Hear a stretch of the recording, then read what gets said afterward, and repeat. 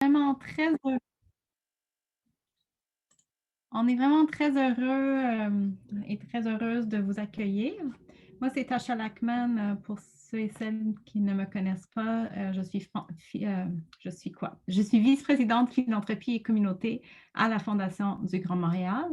Alors, je m'en occupe des projets comme ça avec le superbe équipe qui est en place. Euh, Aujourd'hui, on est ici pour discuter d'une initiative fort intéressante et qui est quelque chose de nouveau pour la FGM, qui est le Fonds Femmes. Alors, Cathy va vous en parler plus en détail dans quelques moments, ainsi que Amanda qui est en train de mettre tout ça en place. Mais d'abord, juste quelques petites affaires. Je sais que tout le monde est très habitué par Zoom rendu là, mais on vous demande vraiment de fermer, de rester sur mute. Si vous avez des questions pendant la présentation, vous pouvez clavarder des questions en tout temps et on va s'assurer ou bien de vous répondre dans la présentation ou par clavardage. Et je pense que ça fait le tour. On va parler principalement en français. But of course, if you have questions, feel free to write in English or to raise your hand and ask a question in English at the end if there's time. Évidemment, on veut toujours reconnaître qu'on parle aujourd'hui de la territoire Kanien'kehá:ka, qui est le territoire traditionnel et non cédé des Mohawks, de Kanawake et de Kanasatake, qui occupent historiquement ce territoire. Et on veut aussi souligner que le territoire a accueilli au fil du temps plusieurs autres nations autochtones qui y sont établies à différents moments dans l'histoire. Et encore aujourd'hui, une population autochtone diversifiée, incluant des membres des Premières Nations, des Inuits et des Métis, résident sur ce territoire, et ce, dans des conditions socio-économiques variables. Alors, sur ça, je vais vraiment laisser Cathy vous présenter le pourquoi du Fonds Femmes et ensuite Amanda vous présenter plus en détail le fonds. Merci encore à tout le monde d'être ici aujourd'hui. Merci beaucoup. Oui, merci beaucoup, Tasha. Alors, bonjour tout le monde. Alors, je suis Cathy Fazel. Je suis nouvellement élue présidente du conseil d'administration de la Fondation du Grand Montréal et ça fait plus de 5 ans que je suis membre du conseil d'administration. Alors, je suis très heureuse d'être avec vous aujourd'hui pour vous parler du contexte dans lequel le Fonds Femmes s'est peu à peu concrétisé. Alors d'abord, ce projet se place dans une évolution de la mission de la Fondation du Grand Montréal. Cette mission est, comme vous savez, c'est de créer des fonds pour nos donateurs. Mais de plus en plus, la FGM vient guider et mobiliser les forces de la philanthropie vers les besoins urgents dans notre communauté. Et ça, on le fait par le biais de nos fonds qu'on appelle les fonds collectifs. Alors, par exemple, l'année dernière, on avait le fonds collectif COVID-19 qui a distribué beaucoup d'argent dans très peu de temps à des organismes communautaires. Cette année, on a lancé le fonds collectif pour la relance économique. On a un fonds collectif pour le climat et la transition écologique. Et nous voilà aujourd'hui, on se parle du fonds collectif Femmes Action Montréal. Pour ceux et celles entre vous qui ne me connaissent pas, ça fait 30 ans que j'ai une carrière en finance traditionnelle. Je suis gestionnaire de portefeuille. Et parallèlement à ma carrière, j'ai toujours œuvré en tant que bénévole dans divers organismes communautaires. Et la cause des femmes m'a toujours tenu cœur, c'était toujours très, très important pour moi. Au mois de janvier 2020, à un événement de la FGM, j'ai eu une conversation avec une amie, une femme qui, elle aussi, s'intéresse beaucoup aux causes des femmes. Et sa question était, est-ce qu'il y a un fonds pour les femmes à la FGM? Et cette question a lancé une réflexion pour moi. J'ai passé plusieurs semaines à penser à une structure qu'un tel fonds pourrait prendre. J'ai commencé à faire une liste de mes amis qui pourraient peut-être être intéressés. J'en ai parlé avec quelques personnes, avec l'équipe à la FGM.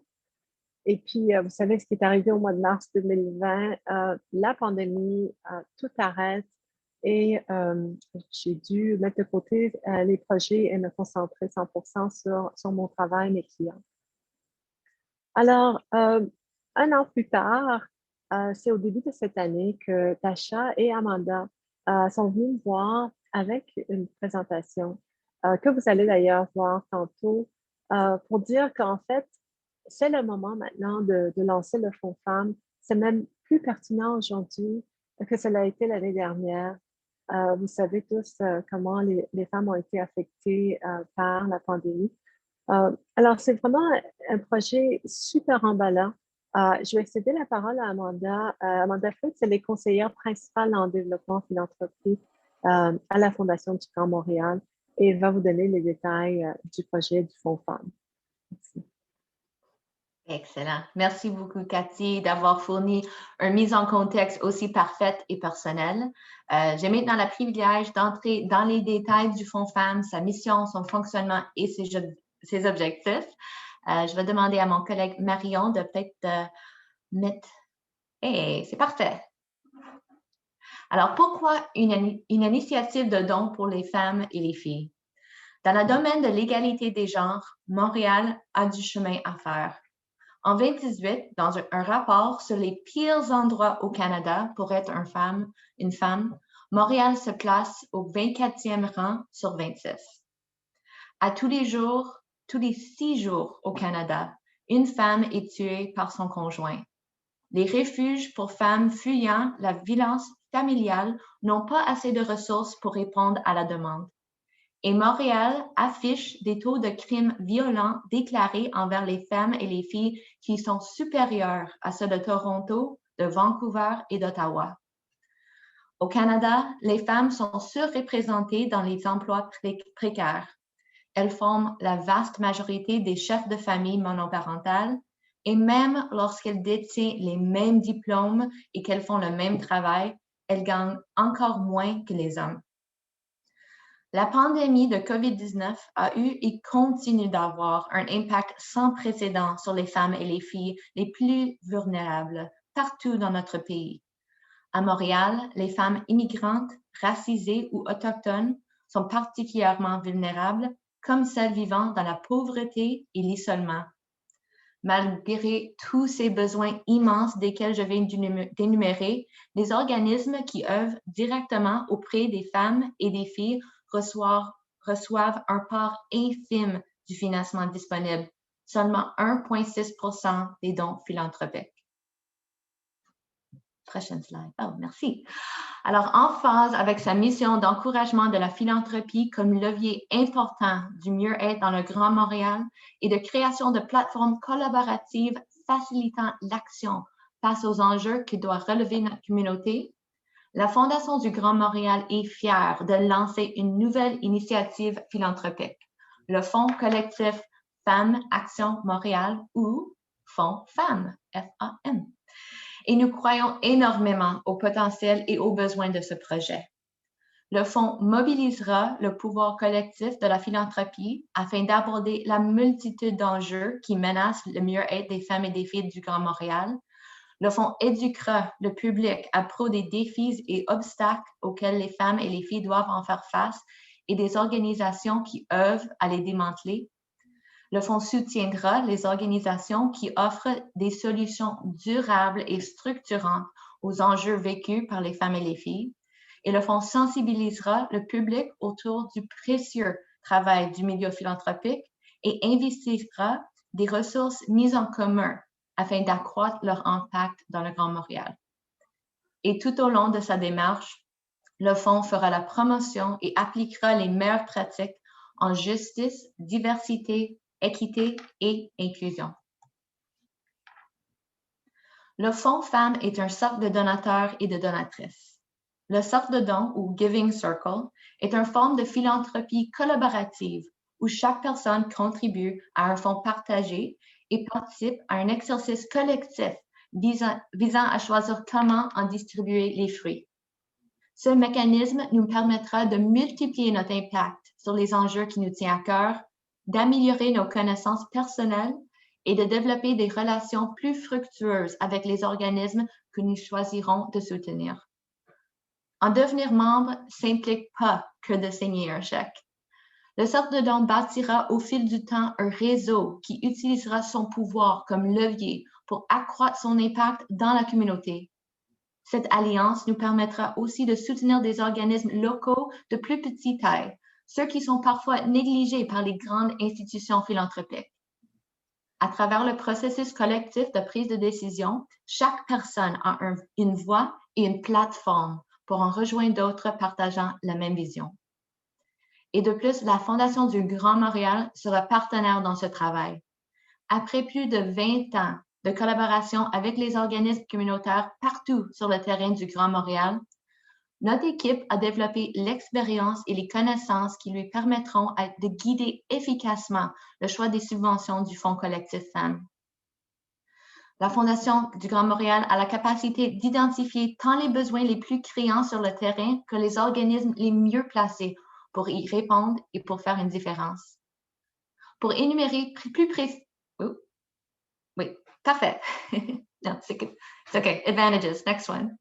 Yay, thank you.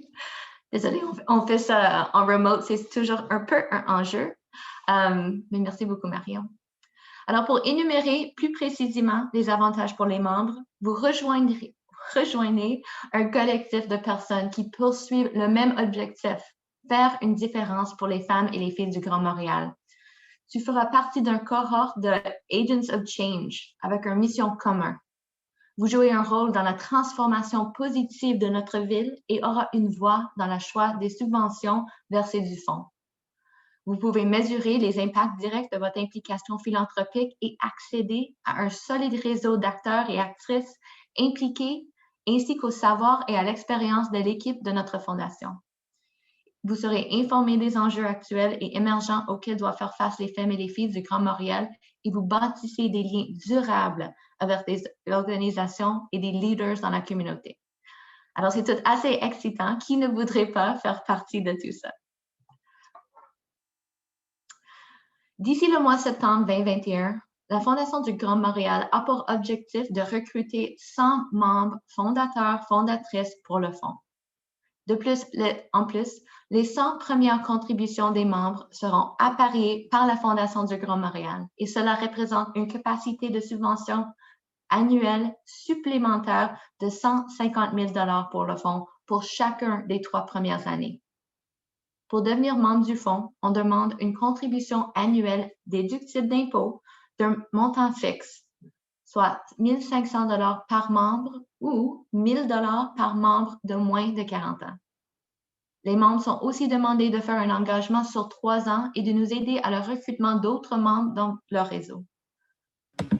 Tous les dons reçus seront utilisés à la fois pour l'octroi des subventions annuelles et pour la création d'un fonds de dotation à long terme, afin que ce travail important puisse se poursuivre pendant de nombreuses années. Un petit mot pour vous dire que, bien sûr, le fonds acceptera des dons de tous les niveaux, pas seulement pour ceux qui souhaitent devenir membres. Chaque don au fonds aura un impact sur les femmes et les filles du Grand Montréal. Les membres du fonds se réuniront 3 fois par an et chaque réunion aura un objectif spécifique. Éducation en automne, octroi en hiver et le réseautage au printemps. Le fonds est géré par la Fondation du Grand Montréal et dirigé par un comité consultatif bénévole. Et j'ai l'immense privilège de partager leur nom avec vous aujourd'hui et de les remercier publiquement pour leur engagement. Merci à notre comité consultatif, composé de Dominique Descaries, Mina Farinacci, Cathy Feisel, Juniper Glass, Monette Maluski, Fiona McFarland, Alana Singer et Debra Trudeau. Next slide. Merci. Quelques points sur la manière dont les subventions seront accordées par le fonds. Le fonds comblera un important déficit de financement pour les organisations qui soutiennent directement les femmes et les filles du Grand Montréal. Ces organismes bénéficiaires œuvrent dans un ou plusieurs champs d'intervention touchant les femmes et les filles, y compris, mais sans illimité, la santé mentale, la santé et la sécurité physique, l'éducation, la sécurité alimentaire et l'employabilité.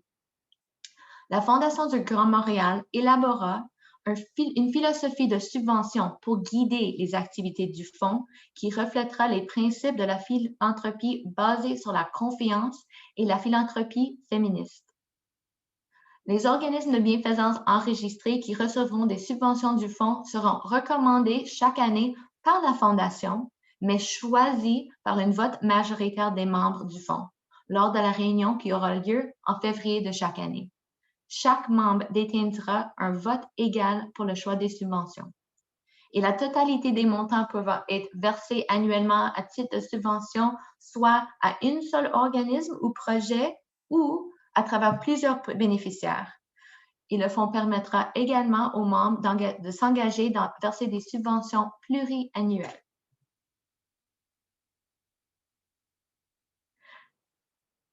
Alors, si vous êtes comme moi, vous aimeriez probablement avoir une idée du niveau du potentiel de subventionnement que nous attendons du fonds.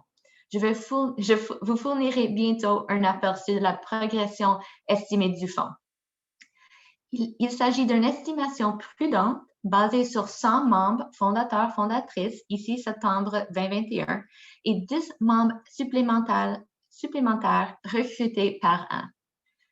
Il note sur la manière dont chaque don au fonds sera affecté. De chaque contribution qui rentre dans le fonds, 70% sera alloué au fonds philanthropique, avec empiètement jusqu'à 100% du capital dans le fonds pour les subventions. 25% de chaque contribution sera alloué au fonds de dotation, avec des subventions plus petites annuelles au taux de distribution établi qui est estimé à 3,5% du capital. Et 5% de chaque contribution sera mis de côté pour couvrir les frais de formation, de production de matériel éducatif et d'autres, tout au service des membres du fonds.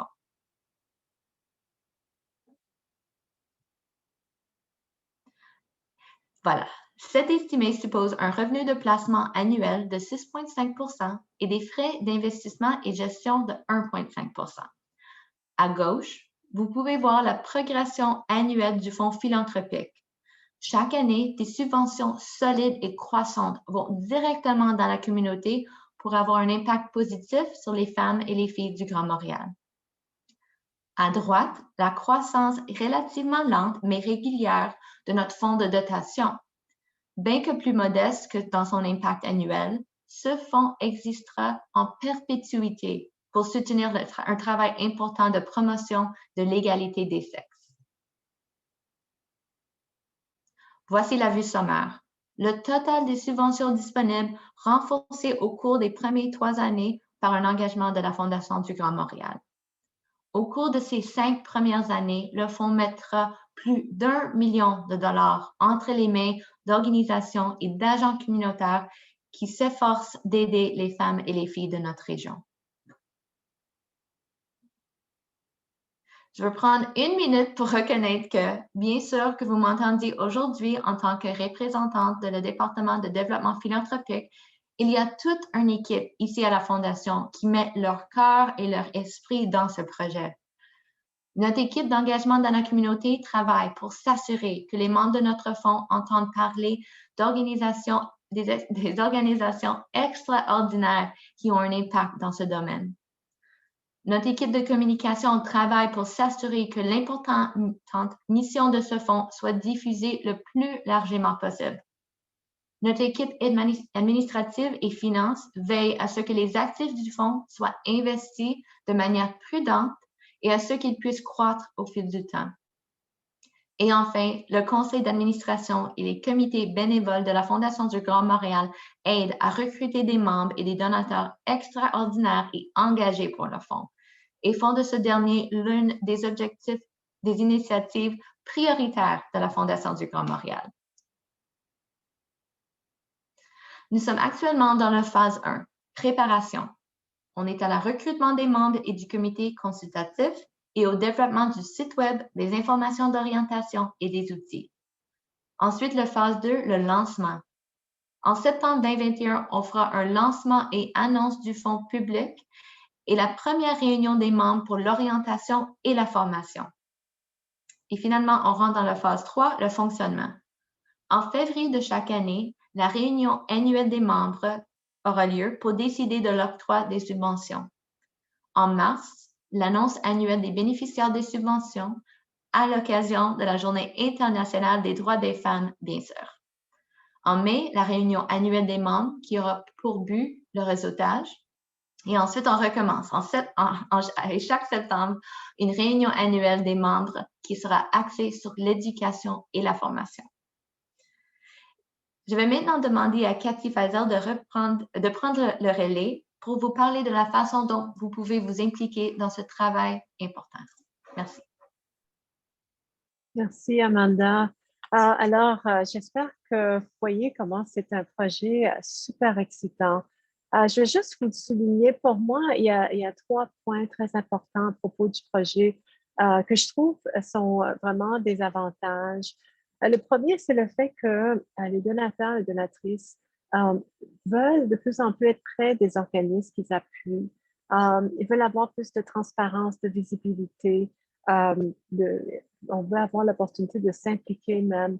Alors, le fait que le fonds permet une structure de vote pour les organismes qu'on va appuyer, les membres vont pouvoir bâtir des liens avec ces organisations, avec les leaders qui travaillent à faire progresser les enjeux liés à l'égalité des genres dans notre communauté. Alors, je trouve cet aspect d'avoir un impact là, dans notre communauté très attrayant. Le deuxième point que je trouve est super intéressant pour le fonds, c'est le fait qu'on a accès à l'équipe et l'expertise de la Fondation du Grand Montréal.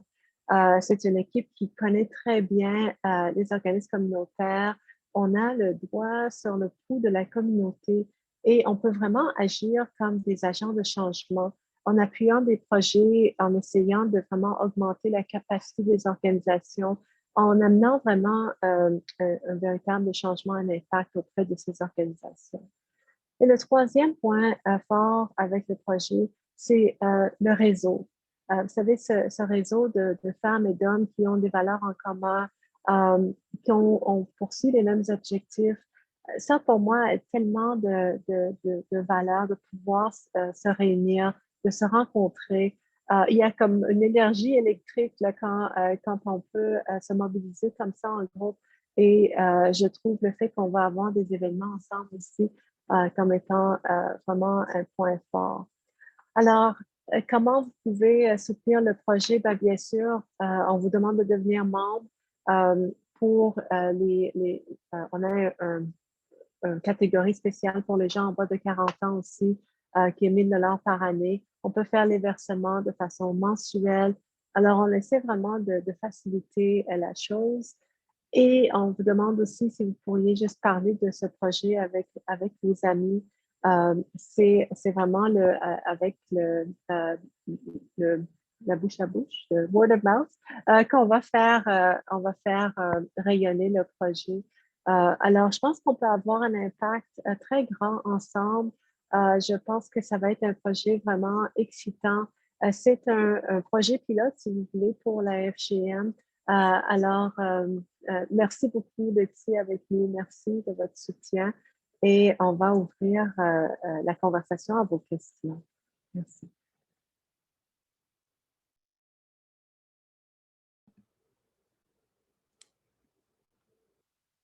Est-ce que vous préférez qu'on pose des questions dans le clavardage ou Comme vous on voulez. peut faire ça? Mais OK, on peut faire ça juste parce que... Annabelle, allez-y avec votre question et après je vois Christiane. Alors, si vous voulez clavarder ou bien si vous voulez lever votre main, les deux sont parfaits. Alors, commencez, Annabelle. Sure. Yeah, just because I have to go in a second, so I'll just ask a couple of questions quickly. Just wondering how the recruiting is going so far. Are you getting closer to your objective of 100 people? So we really started recruiting in earnest, I'm going to say 3 weeks ago.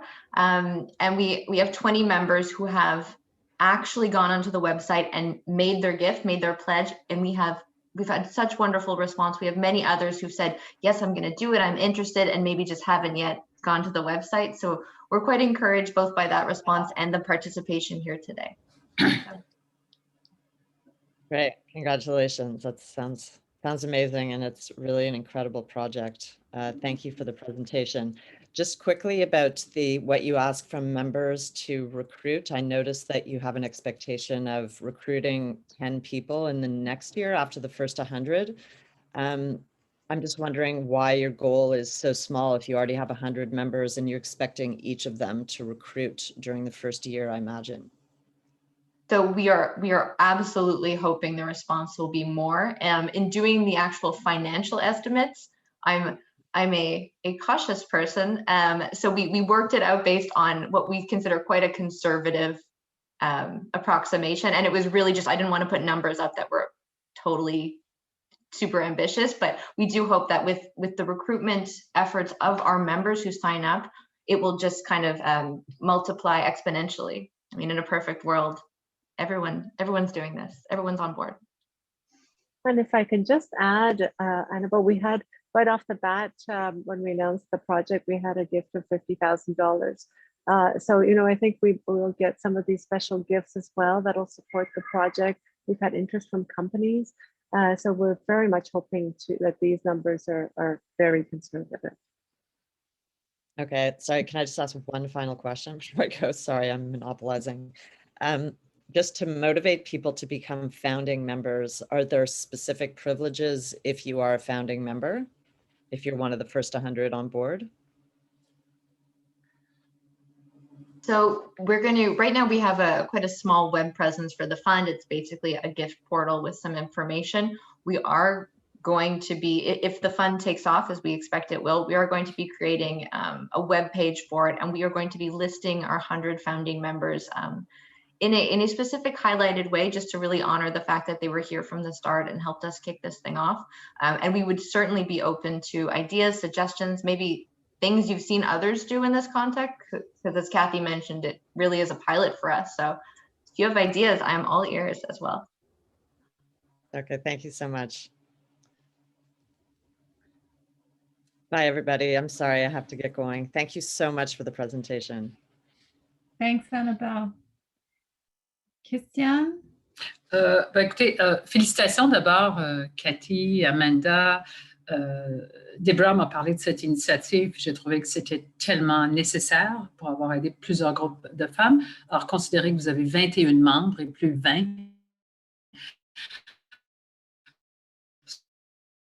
Je vais aller sur votre formulaire tout de suite après. Conservatrice dans vos prédictions. Je pense que ça va être plus rapide, mais c'est toujours mieux d'être conservateur que trop agressif. Les 2 points que je voulais soulever, c'est d'abord, j'ai vu qu'il y avait un montant modeste pour des frais de gestion. Puis, je pensais que comme toutes les grandes organisations ont besoin d'avoir des initiatives ESG, Environment, Social Governance, elles ont besoin de redonner à la communauté que agreeing to manage that fund against ESG recognition would be something that many fund managers would desire. Alors, peut-être que de toute façon, c'est un petit montant, mais de rendre ce montant-là qu'il n'y ait pas de frais parce que ça sert tellement bien l'objectif de ESG. De la même façon, dans votre membership corporatif, considérant que les organisations publiques doivent faire une différence en développement durable et en ESG et doivent publier leurs initiatives, I think you're fitting absolutely right, the context of women, of community initiative and helping development of a specific clientèle. Alors, c'est peut-être un lien à faire parce que ça devient la norme dans le monde des investisseurs, ça devrait favoriser. Mais je pense que pour les frais de gestion, en tout cas, just food for thought, que peut-être qu'il y a des... C'est le contraire, les gens vont vouloir donner de l'argent to manage that because it serves their ESG agenda. Alors, félicitations et voilà.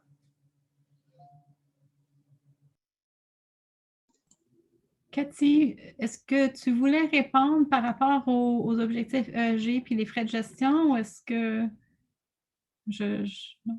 Mais en fait, j'aime beaucoup l'idée. Nous, on a un gestionnaire de tout notre portefeuille qui est Mercer et on travaille actuellement de façon très active, non seulement pour que notre portefeuille est ESG, mais aussi dans une politique d'investissement responsable plus généralement.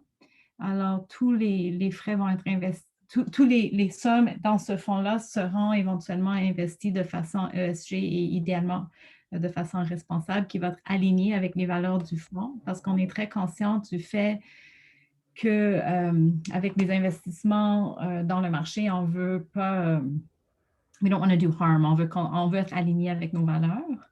Et j'aime beaucoup l'idée de peut-être demander à Mercer pour ce fonds-là de nous donner un cadeau, de waiver les frais d'administration. Je ne pense pas que, en tout cas, ça vaut peut-être la peine d'avoir la conversation. Et si vous voulez, je pourrais vous envoyer des slides dans le cadre sur lequel je fais chez Roland Berger. On vient de faire un mandat justement dans ce domaine-là. On a tout benchmarké, les plus grands fonds et comment. En fait, ce n'est pas eux qui vous feront un cadeau, c'est vous qui leur feriez un cadeau parce que mais je peux vous envoyer en tout cas le benchmark qui donne une idée de fonds comparables et les fonds canadiens, les gestionnaires de fonds avancent dans cette direction-là aussi. Peut-être ça, en tout cas, ça fera plaisir de contribuer à ça. Super, ça serait vraiment intéressant, merci. J'ai vu que Sandra, you raised your hand. Did you? That was a mistake.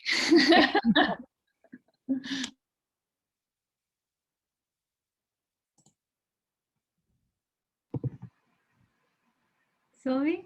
Oui, mais moi, j'ai plein de questions, mais j'étais en retard parce que j'avais une autre réunion qui était trop longue. Peut-être que je peux dire toutes mes questions, puis s'il y en a qui n'ont pas été présentées, vous pouvez répondre à ça. Sinon, je vois que c'est enregistré, je vais juste écouter.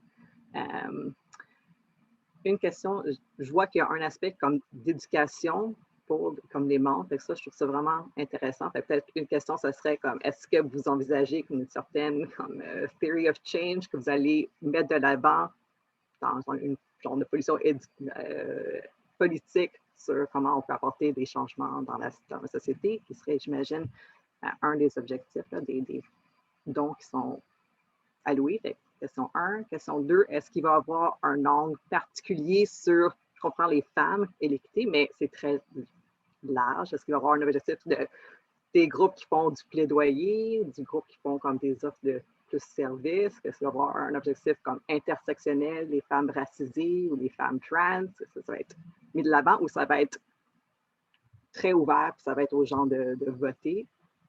L'autre question pour les... Là, je comprends le processus, ça va être comme un membre, un vote, mais les projets, comment ils vont être partis des projets là, à valider? Et puis, l'autre question, comme c'est un groupe de femmes qui peuvent contribuer au moins 1000 ou 1500, il y a beaucoup d'exemples de Giving Circle qui existent, qui sont comme, que je pourrais partager là, des bonnes pratiques ou des choses qui sont inspirantes, que je trouve vraiment intéressantes, qui sont comme cross-class, cross-race, puis on apporte différentes personnes pour avoir une nouvelle perspective sur qu'est-ce qui est important. Fait que je ne sais pas si ça a été considéré ou pas nécessairement ce projet-là ne peut pas être tout, mais je voulais juste le mentionner comme étant un genre d'exemple que je trouve vraiment cool là, avec des Giving Circles qui existent ailleurs.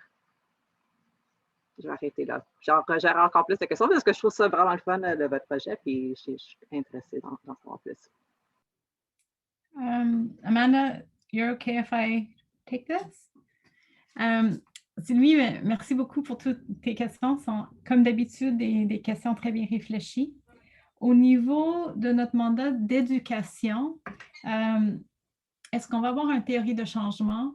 Mais c'est sûr qu'on veut faire du gender lens philanthropy et on veut vraiment réfléchir et éduquer tout le groupe. Qu'est-ce que ça veut dire d'avoir ce type d'approche? Et je pense que c'est lié aussi à votre deuxième question. Quel type d'activité est-ce qu'on va subventionner? Est-ce que ça va vraiment plus directement en service, plaidoirie ou autre? On sait qu'en philanthropie, les activités de plaidoirie sont beaucoup plus difficiles pour les organismes d'aller chercher l'argent. On sait aussi que les organismes revendiquent de plus en plus ou demandent de plus en plus des subventions à la mission et pas par projet, des subventions à long terme. Alors, notre objectif de plus en plus à la FGM, c'est d'être à l'écoute de ce que la communauté a besoin. Alors, on va avoir vraiment une approche proactive d'être à l'écoute, de parler avec beaucoup d'organismes et des organismes que peut-être les gens autour de cette table-là n'auraient pas accès ou n'auraient pas les réflexes d'aller chercher ces organismes-là, et comprendre leurs besoins, puis après présenter un éventail de projets aux membres qui aurait, oui, des volets de service, oui, des volets de plaidoirie, différents volets, et on pourrait décider ensemble. Et avec le volet éducation, mais on ne va pas nécessairement juste aller choisir les projets qui sont en service, qui aident les personnes, mais on va créer, oui, un cadre qu'on va discuter ensemble de c'est quoi l'impact qu'on veut avoir et comment est-ce qu'on définit cet impact et comment est-ce qu'on va pouvoir le suivre. Et au niveau du Giving Circle et les modèles, on a eu beaucoup de discussions par rapport au fait que le cercle qu'on crée avec un frais d'accès à 1 000 $ ou 1 500 $ effectivement excluait beaucoup de personnes qui peut-être aimeraient participer à ce type de projet, mais qui n'ont pas les moyens. Et pour le moment, on n'a pas trouvé de solution. Alors, si tu as des modèles de Giving Circle qui permet d'être plus inclusive au niveau du cercle en tant que tel, on serait vraiment intéressé de comment le faire parce que oui, c'est justement quelque chose qu'on a exploré. Et je pense que, ah oui, au niveau de votre question par rapport à l'intersectionnalité, alors pour ceux et celles, surtout celles et Daniel et Karel, mais Karel comprend, l'intersectionnalité, c'est vraiment une approche où on regarde non seulement les femmes, mais aussi les femmes qui pourraient être noires ou pourraient avoir être handicapés ou neurodivergents. Alors, regarder différents aspects et comment tout un bagage d'une personne ou d'un groupe de personnes peut affecter leur expérience et leur accès à des ressources. Alors, c'est sûr qu'on va vouloir avoir une approche d'intersectionnalité ou de ADS+. Et justement, un des membres du conseil, what do we call it? Conseil d'aviseurs, a soulevé très récemment l'enjeu d'assurer qu'on n'est pas juste filles et femmes dans une sens traditionnel, mais aussi qu'on regarde les enjeux de genre de façon plus large. Et aussi, dans le contexte actuel, on ne peut pas ignorer les enjeux de BIPOC, so Black, Indigenous and People of Color, c'est hyper important. Et on sait que moins de 1 sou par dollar va à des organismes qui desservent la population noire dans la philanthropie canadienne. Alors, c'est sûr qu'on va amener ce type d'enjeu dans les organismes qu'on va chercher. Je pense que j'ai répondu à toutes les questions. Peut-être comment est-ce qu'on va aller chercher des projets? Je l'ai répondu un peu. On ne va pas faire d'appel de projet. On comprend de plus en plus dans le milieu que les appels de projets ne vont pas chercher les organismes qui ont le plus besoin. Alors, on va le faire vraiment par recherche proactive, par des rencontres, en vraiment bâtissant des relations avec ces organismes-là qui pourraient en avoir besoin et les mettre devant vous pour des discussions. Je ne sais pas si, est-ce que ça répond à toutes tes questions, Sylvie, plus ou moins?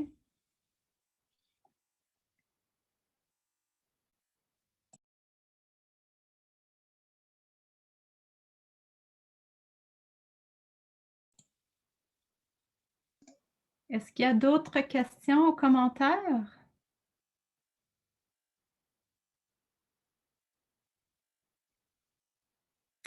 Mais c'est bon, tout le monde va avoir une petite 15 minutes avant la prochaine rencontre.